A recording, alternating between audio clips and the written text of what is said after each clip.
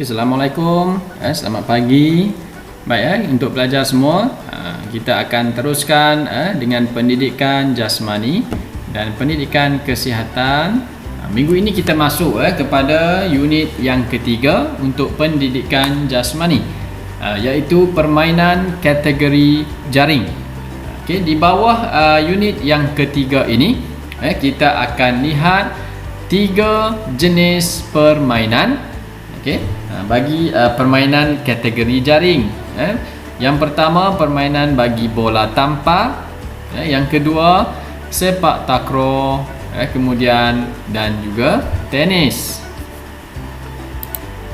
Okay, permainan jenis kategori jaring ini, dia kebiasaannya dia akan melibatkan kepada 2 pasukan yang akan bermain dalam satu-satu gelanggang itu, dan kedua-dua pasukan ini akan dipisahkan oleh jaring. Itu yang dikatakan sebagai permainan kategori jaring. Seperti yang kamu pernah lihat, jika kamu pernah lihat permainan bola tampar, sepak takraw, tenis, 2 pasukan yang akan bermain dan akan dipisahkan di tengah-tengahnya dengan menggunakan jaring. Kemudian permainan kategori ini memerlukan pemain dalam pasukan masing-masing menghantar bola ke gelanggang ataupun ke kawasan lawan dengan tujuan untuk mendapatkan mata. Okey, dalam bab ini kita nak lihat kepada 3 jenis permainan ini. Okey, kemahiran yang akan dipelajari adalah yang melibatkan kepada kemahiran formasi yang sesuai untuk digunakan dalam mengatur strategi untuk menyerang dan bertahan. Okey, serta dapat untuk diaplikasikan kreativiti yang ada pada diri kamu dan inovasi yang boleh kamu lakukan dalam situasi-situasi tertentu bagi sesebuah permainan itu sendiri. Okey, baik, kita lihat yang seterusnya. Okey, untuk hari ini kita akan lihat kepada satu permainan bola tampar. Kita lihat permainan yang pertama dahulu, iaitu bola tampar. Objektif pembelajaran bagi hari ini kita nak lihat yang berkaitan kemahiran-kemahiran, bagaimana untuk melakukan kemahiran bola tampar menggunakan pelbagai strategi, terutamanya dalam situasi yang tertentu bagi sesebuah permainan. Okay, kemudian yang kedua, kita akan mengaplikasikan pengetahuan konsep pergerakan dan juga strategi dalam permainan bola tampar. Okay, kemudian yang ketiga, mematuhi serta mengamalkan elemen dari segi pengurusan dan juga keselamatan. Okey, menunjukkan keyakinan, tanggungjawab secara kendiri jika melakukan sesuatu aktiviti. Kemudian berkomunikasi dalam pelbagai cara untuk melakukan aktiviti, membentuk kumpulan, bekerjasama dalam kumpulan dan memahami dan aplikasi etika dalam sukan semasa melakukan aktiviti fizikal. Okey, itu yang akan kita lihatlah, yang lebih terperinci jika kita dapat lakukannya di sekolah nanti. Baik, sedikit pengenalan. Okey, permainan bola tampar adalah satu permainan kategori jaring yang dimainkan oleh 6 orang pemain bagi sesebuah pasukan pada satu masa. Okey, terdapat beberapa jenis kemahiran asas bagi permainan bola tampar. Okey, meliputi kemahiran menyangga, servis, mengumpan, merejam dan juga melakukan adangan. Okey, semua daripada kemahiran ini perlulah digarap, perlulah dilakukan lebih banyak latihan supaya ia dapat dikuasai oleh seseorang pemain bagi memastikan strategi menyerang serta bertahan dapat dilaksanakan mengikut kepada perancangan yang telah ditetapkan. Okey, Di dalam ini kita akan pelajari beberapa jenis formasi untuk melakukan serangan dan juga formasi untuk bertahan mengikut kepada situasi-situasi permainan. Okey, kamu akan gunakan kamu boleh bincangkan bersama rakan-rakan. Okey, gunakan daya kreativiti kamu dan kamu boleh ciptakan strategi-strategi yang baru mungkin. Okey, lakukan inovasi ketika merancang bagi strategi permainan yang lebih berkesan. Okey, di bawah ni kamu dapat lihat beberapa contoh gambar bagi jenis-jenis kemahiran lah. Yang pertama menyangga, kemudian melakukan servis bagi memulakan permainan, kemudian mengumpan. Mengumpan ni lebih kepada menghantar bola untuk dimatikan untuk melakukan servis, merejam, bukan servis untuk melakukan smash, merejam. Kemudian ni sebelum mengumpan dahulu, kemudian merejam, kemudian melakukan adangan, mengadang. Baik, yang seterusnya, kemahiran semasa menyerang. Apa yang perlu dilakukan? Sesebuah pasukan yang melakukan serangan perlukan satu kombinasi kemahiran bola tampar yang sesuai untuk memastikan serangan yang dilakukan itu berjaya dilakukan dan sehingga mendapat mata. Kemudian pemain perlu menguasai beberapa kemahiran tadi dengan teknik yang betul ketika melakukan serangan. Jika serangan yang dilakukan itu lengkap, melibatkan kemahiran seperti menyangga, mengumpan dan juga merejam. Terdapat beberapa kemahiran yang perlu dikuasai untuk melakukan strategi menyerang. Antara kemahiran yang perlu dikuasai iaitu servis, menyangga, mengumpan dan juga merejam. Di sini satu contoh cara bermain untuk menentukan pemenang. Ini dapat dilakukan apabila kita kembali ke sekolah nanti. Baik. Info tambahan di sini kita lihat terdapat beberapa kedudukan tangan ketika melakukan rejaman, seperti kita smash. Yang pertama, rejaman yang dilakukan dekat dengan jaring. Kemudian yang kedua ni, gambar yang kedua, rejaman yang biasa dan jarak kurang daripada 1.5 meter daripada jaring. Dan yang ketiga, rejaman jauh lebih 1.5 meter daripada jaring. Ini kedudukan tangan ketika melakukan rejaman mengikut kepada jarak, sama ada dekat ataupun sedikit jauh daripada jaring. Baik, sedikit maklumat tambahan di sini, info permainan bola tampar diperkenalkan oleh Profesor William G. Morgan pada 9 Februari 1895.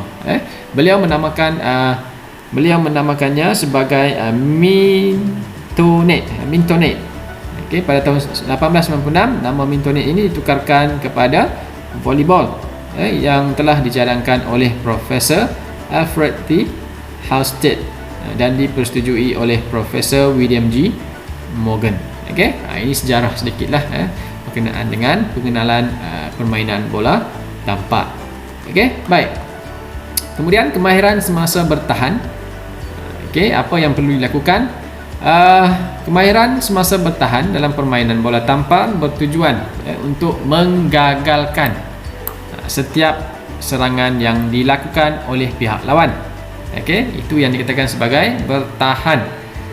Kemahiran ini memerlukan seorang pemain itu perlulah sentiasa peka dan boleh membaca gerakan serangan yang dilakukan oleh pihak lawan. Ketika melakukan pertahanan ataupun ketika bertahan, sesebuah pasukan boleh menggunakan pemain libero bagi memperkuat pertahanan di bahagian belakang. Secara ringkasnya, apabila pasukan lawan melakukan serangan, pemain pasukan bertahan akan menghalang bola dengan mengaplikasikan kemahiran-kemahiran bertahan, iaitu mengadang dan juga menyangga.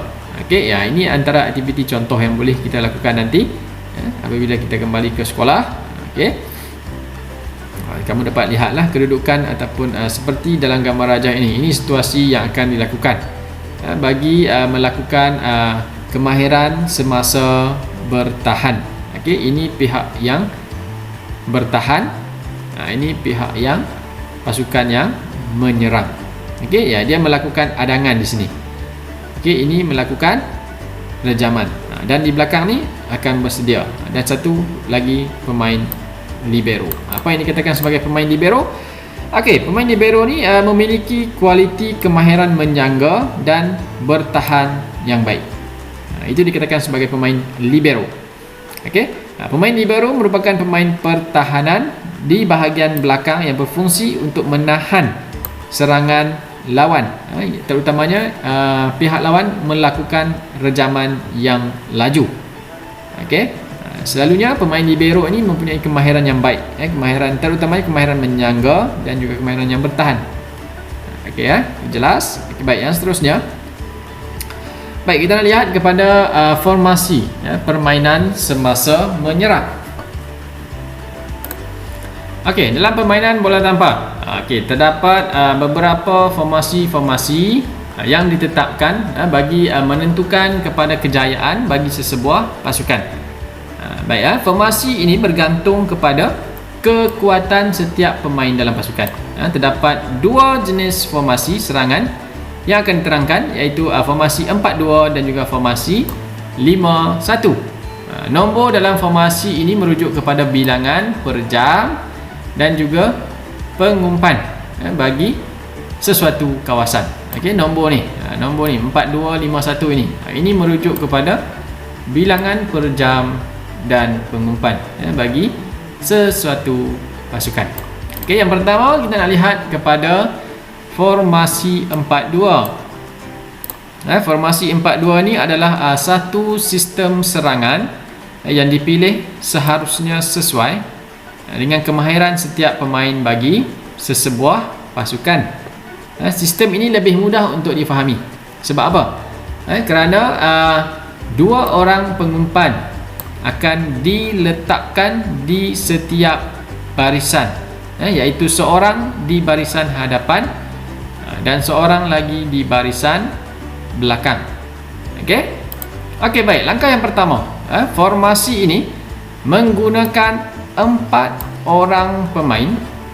Okey, ingatlah 4 orang pemain yang akan bertindak sebagai perejam.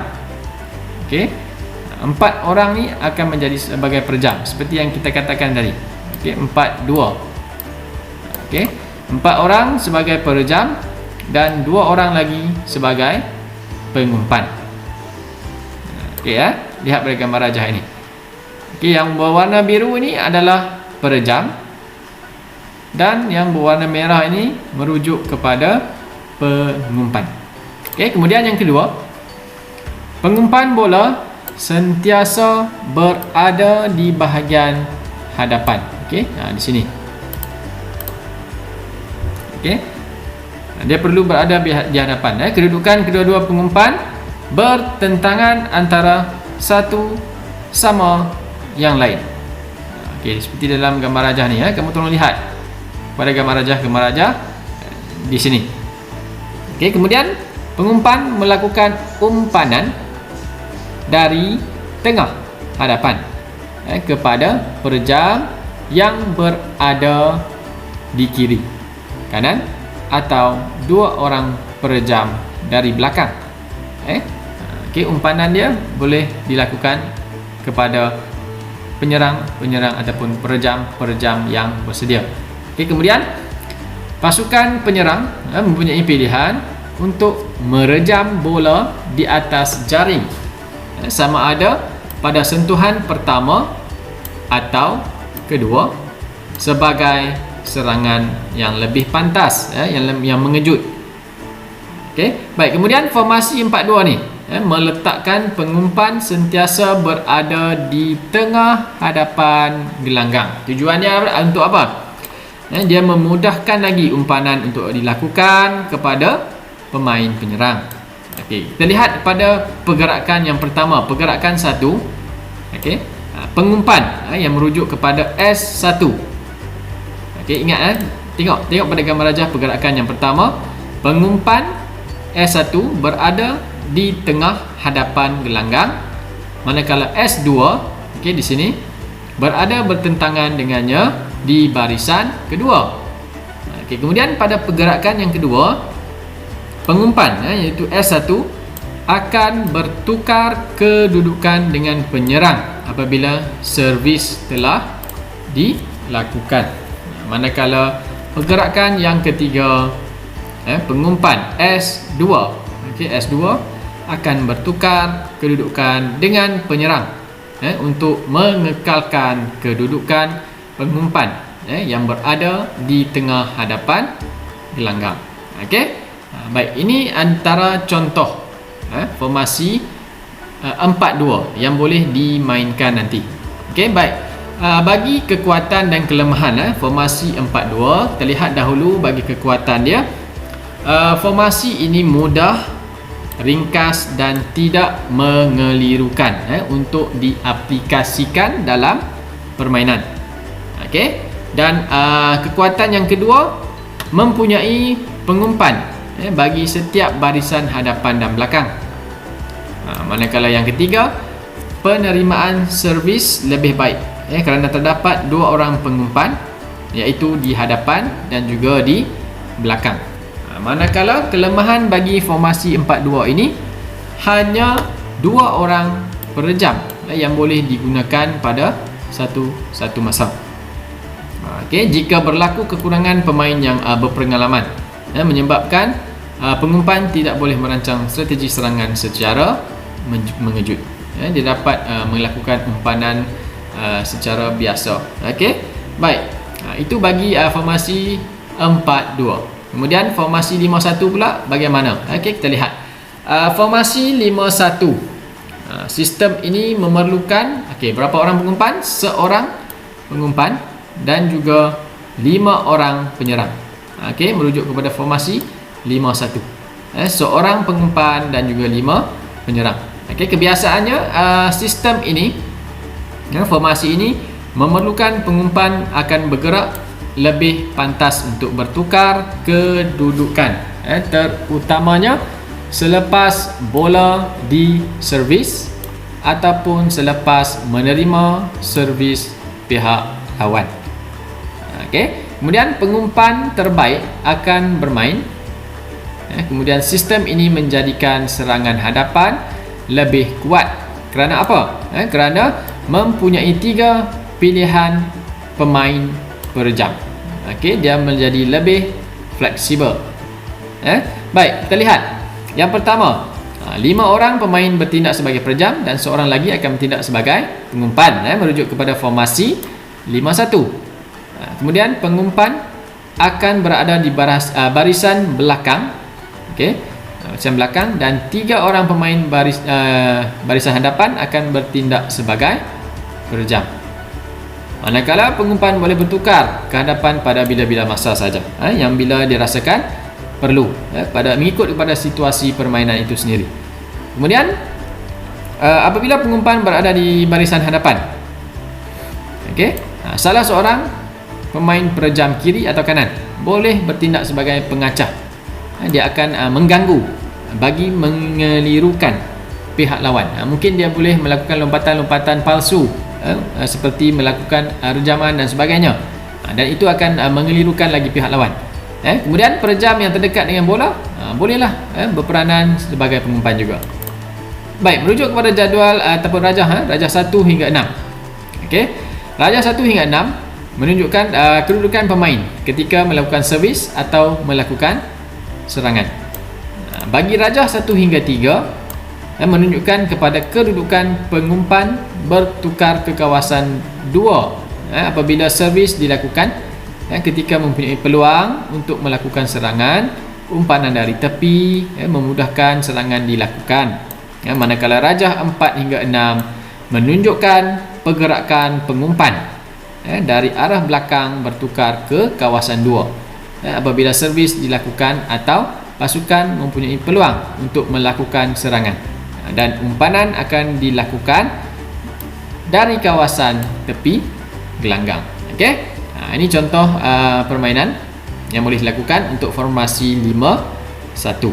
Okey, baik, bagi kekuatan dan juga kelemahan bagi formasi 5-1. Okey, bagi kekuatannya sudah tentu 5 orang per jam pada satu masa telah bersedia, dan satu pengumpan untuk menghantar bola, dan mudah untuk diatur serangan dan juga dapat melakukan serangan yang lebih mengelirukan pihak lawan. Dan yang ketiga, jika pengumpan itu bermain dengan baik, penghadang pihak lawan tidak mempunyai masa yang banyak untuk melakukan halangan. Kemudian yang keempat, pasukan tersebut dapat melakukan pelbagai jenis variasi serangan yang lebih banyak. Dia akan mengelirukan pihak lawan. Baik, kemudian kelemahan dia. Kelemahan yang nyata dan jelas di sini, hanya satu orang pengumpan. Di sini situasi permainan memerlukan pergantungan yang terlalu tinggi hanya kepada seorang pengumpan. Manakala pengumpan akan berada di barisan hadapan, kemudian hanya 2 orang per jam yang boleh digunakan untuk melakukan rejaman. Okey, itu kelemahan dia. Okey, kelas.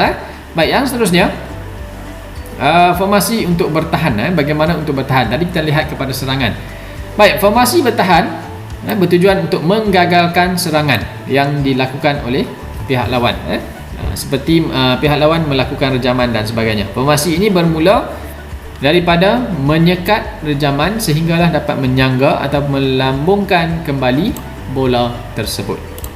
Manakala kemahiran asas yang terlibat dalam formasi bertahan ini adalah kemahiran untuk mengadang dan juga menyangga.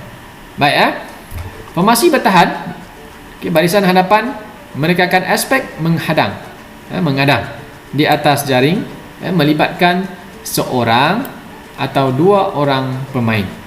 Ketika bertahan, seseorang pemain itu perlu bijak untuk mengagak atau menjangka, membaca pergerakan bola yang direjam oleh pasukan lawan.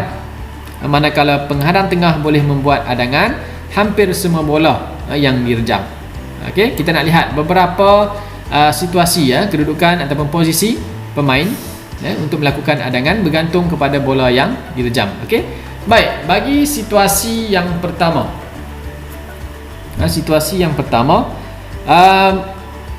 bola direjam dari kiri. Di sini kedudukannya, di sini. Okey, di sini bola direjam dari kiri. Okey, bola boleh diadang oleh pemain kiri sahaja. Dan adangan yang baik adalah apabila pengadang tengah membantu pengadang kiri untuk membentuk 2 adangan. Dia akan berlari. Apabila pengadang kiri ni bergerak ke depan, pengadang tengah ni akan bergerak untuk membantu. 2 orang akan melakukan adangan. Okey, kemudian situasi yang kedua, bola direjam dari kanan. Okey, di sini. Tadi kiri, sekarang kanan. Bola boleh diadang oleh pemain kanan sahaja. Kemudian adangan yang baik apabila pengadang tengah, seperti tadi juga, pemain tengah akan membantu menjadi penghadang untuk membentuk 2 adangan. Okey, manakala situasi yang ketiga, bola direjam dari arah tengah, hanya pengadang tengah boleh melakukan adangan. Okey, baik. Kemudian formasi bertahan barisan belakang, player back. Formasi ini pula memerlukan barisan pemain belakang untuk bersedia. Bersedia untuk apa? Melakukan menyangga ataupun melambungkan bola yang berjaya melepasi adangan. Jika pihak musuh, pihak lawan melakukan rejaman, pemain-pemain barisan belakang ni perlu bersedia untuk menyangga, melambungkan semula bola tersebut jika melepasi daripada adangan yang dilakukan. Okey, ini situasi yang dapat kita lihat. Situasi yang pertama, bola direjam dari kanan. Di sini Bola direjam dari kanan. Kemudian pemain hadapan akan melakukan adangan di jaring sebelah kanan. Manakala pemain di posisi 6 akan bertindak sebagai pengumpan dan berada di garisan serangan yang berhampiran dengan pengadang kanan. Manakala pemain posisi 1 hingga 5 akan bertindak sebagai pemain pertahanan belakang, kiri dan kanan dan akan berada di bahagian belakang untuk mengangkat rejaman yang terlepas daripada adangan tadi. Okey, itu situasi yang pertama. Kemudian situasi yang kedua, cuma perbezaan tempat, tadi di kanan, sekarang di kiri. Bola direjam dari kiri, pemain hadapan kiri dan tengah boleh melakukan adangan di jaring seperti biasa. Kemudian kedudukan pemain di posisi 6 akan bertindak sebagai pengumpan. Dia bersedia akan bertindak sebagai pengumpan dan berada di garisan serangan yang berhampiran dengan pengadang kiri. Manakala pemain posisi 1 hingga 5 bertindak sebagai pemain pertahanan di belakang kiri dan kanan bagi tujuan untuk menyangga jika bola terlepas daripada adangan. Okey. Bagi situasi yang ketiga, bola direjam dari kawasan tengah. Okey, bola direjam dari kawasan tengah. Pemain di posisi 2 dan 4. Okey, 2 dan 4 akan berada di garisan serangan untuk menyangga bola yang direjam atau bola yang terbias daripada adangan ataupun bola yang terkena daripada tangan rakan kamu yang melakukan adangan. Mungkin bola itu terkena sedikit dan sedikit melantun ke arah yang berlainan. So bersedia untuk mengangkat ataupun menyangga semula bola tersebut. Pemain di bahagian belakang bersedia untuk menyangga bola yang direjam oleh pihak lawan. Okey, dengan merujuk pada gambar rajah di bawah ini. Ini adalah posisi-posisi yang dikatakan tadi, posisi 1, posisi 2, 3 hinggalah posisi 6 dengan merujuk kepada gelanggang yang diberikan. Baik. Baik. Merancang strategi menyerang dan bertahan. Okey, keupayaan bagi sesebuah pasukan melakukan satu serangan yang baik, iaitu bermula dengan menerima servis yang sempurna. Okey, apabila menerima bola dengan sempurna, ia dapat membolehkan bola dihantar kepada pengumpan dengan lebih baik. Seterusnya, pengumpan dapat mengumpan mengikut strategi permainan yang ditetapkan. Okey, kemudian bagi menguasai permainan bola tampar, sebuah pasukan itu perlulah merancang strategi menyerang dan bertahan dengan menggunakan formasi yang sesuai mengikut kepada keupayaan pemain, kemampuan pemain itu sendiri. Okey, pergerakan pemain dalam menyusun formasi ketika serangan dan bertahan itulah yang akan menentukan kepada kejayaan bagi sesebuah pasukan. Dan juga setiap daripada pemain perlulah menguasai beberapa formasi supaya dapat merancang strategi menyerang dan bertahan yang sesuai untuk memenangi perlawanan. Okey, baik. Terdapat beberapa kriteria pemilihan dalam menentukan strategi permainan. Okey, yang pertama, kita perlulah membuat analisis daripada setiap orang pemain dalam pasukan. Okey, analisis berkaitan dengan apa? Dari segi kemahiran dan keupayaan, bagaimana mereka bermain dalam pasukan. Kemudian yang kedua, melakukan penilaian mengikut kepada pemerhatian berkenaan dengan kelebihan dan kelemahan setiap pemain dalam pasukan. Okey, itu juga penting. Okey, selesai itu, kemudian lakukan analisis, tentukan strategi permainan yang sesuai untuk pasukan. Kemudian tentukan sistem permainan dan formasi yang sesuai. Kemudian analisis kekuatan kelemahan setiap sistem. Dan juga perlu sesuaikan strategi dengan analisis tersebut dengan keupayaan pasukan kamu. Okey, baik. Kemudian aktiviti formasi serangan dan bertahan. Setelah menentukan pemilihan strategi permainan, sesebuah pasukan tu perlulah menetapkan formasi pasukan. Okey, bagi servis, menentukan jenis dan tactical service, serta mengenal pasti pemain yang boleh melakukan servis terbaik. Kemudian yang kedua, menentukan sistem bagaimana untuk menerima servis daripada pihak lawan. Kemudian menentukan strategi serangan, menentukan strategi menghadang, iaitu dua jenis. Menghadang, menentukan tactical menghadang dengan pertukaran tempat, menghadang serta penghadang terbaik dan juga penghadang lemah. Pertahanan gelanggang, menentukan kawasan pertahanan gelanggang yang lemah, pemain yang lemah ketika bertahan di gelanggang, serta menentukan liputan pertahanan ketika diserang oleh pihak lawan.